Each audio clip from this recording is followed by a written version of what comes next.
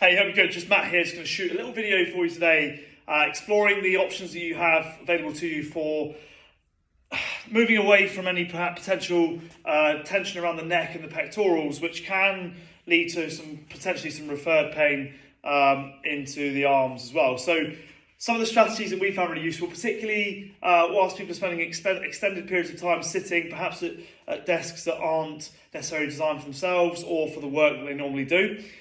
So what we've been doing is we've been coming up with strategies for people. Now, before we start, it's really important that perhaps I help you understand that to make a joint more mobile is only part of the story, okay? Because making a joint more mobile, whilst it can serve one purpose, we also need to back it up with some stability so that we can not return back to that position that we started in. So this little sequence I'm going to start with you here covers that first bit really. It helps to improve range of movement across the shoulder joint, through the pectoral, and flexibility through the pectorals and the trapezius muscle, okay? So what we're not doing here is this is not the sort of be-all and end-all when it comes to curing, potentially sort of tight chest, tight neck, because there are obviously other exercises we need to do to make that shoulder girdle complex stronger so that we don't go back into that position again.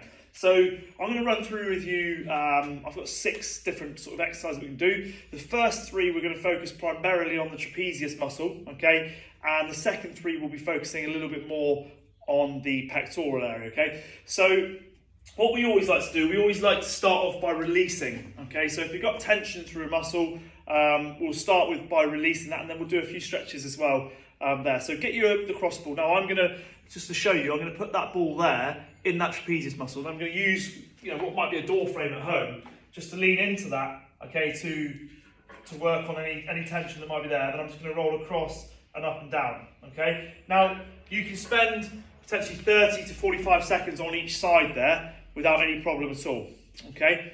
Now, once you've done that, then the next thing that we're going to do with just a standing stretch with no equipment, okay, is you're going to let your head rest on one side. So if I lean my head across, okay, take the opposite hand there, the hand to the opposite side of the head there, and then I'm going to push the fingertips down towards the floor. So that actually makes quite a big difference. So you've gone from this position here, you've got a little bit of stretch through the trapezius here, and then you're going to push the hand down towards the ground to increase that stretch. Now, if you want to feel that stretch a little bit more through the posterior fibers of your trapezius there, just take your chin down towards the shoulder, okay, but still also making sure that we keep that stretch going to the side as well, and fingertips point towards the ground. Obviously, you do the same on the other side, okay? Already, actually, I can feel like a little bit of a difference between the left and right now.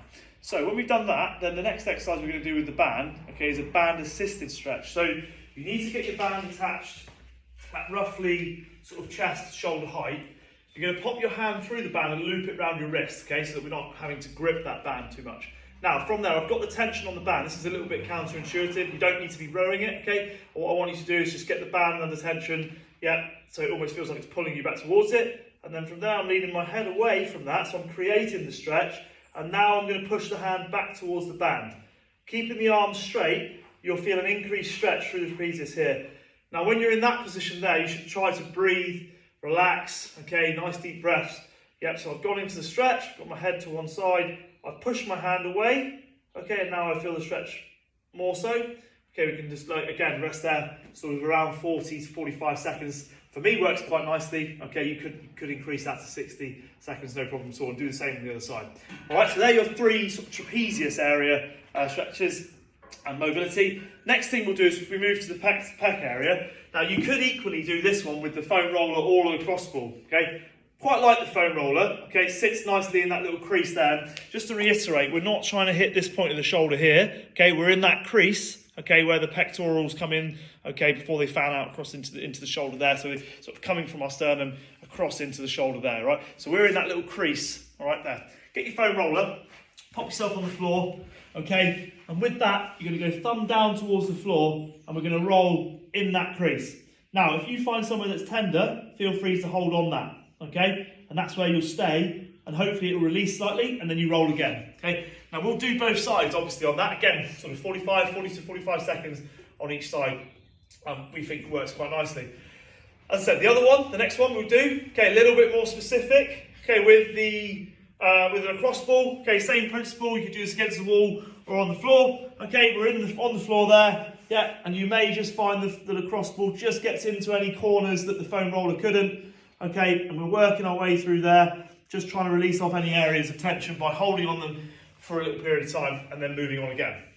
Okay, now the last one we're going to do is, if you imagine that if we've gone into sort of a slightly rounded position, yeah, and these muscles are slightly shortened as a result of our posture, okay, what we want to do is just try and undo some of that. So, taking a broom handle behind you, okay, we're going to do what we call shoulder extension. So we're going to take the arms behind us and squeeze the muscles between the shoulder blades in there, okay? So that's the exercise that we're going to do there to help with the muscles in the back of the shoulder and passively get a stretch through the front of your chest here, okay? So we're going to squeeze those shoulder blades together, keeping the arms straight, and we're in there, okay, working on that shoulder extension.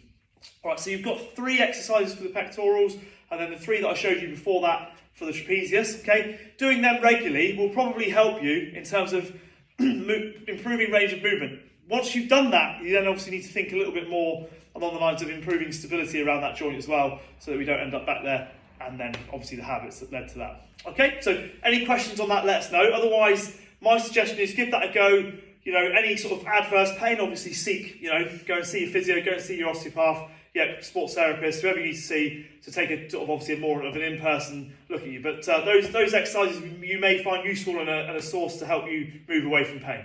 Okay, have a great day, and as always, just feel free to leave us a comment below. Take care.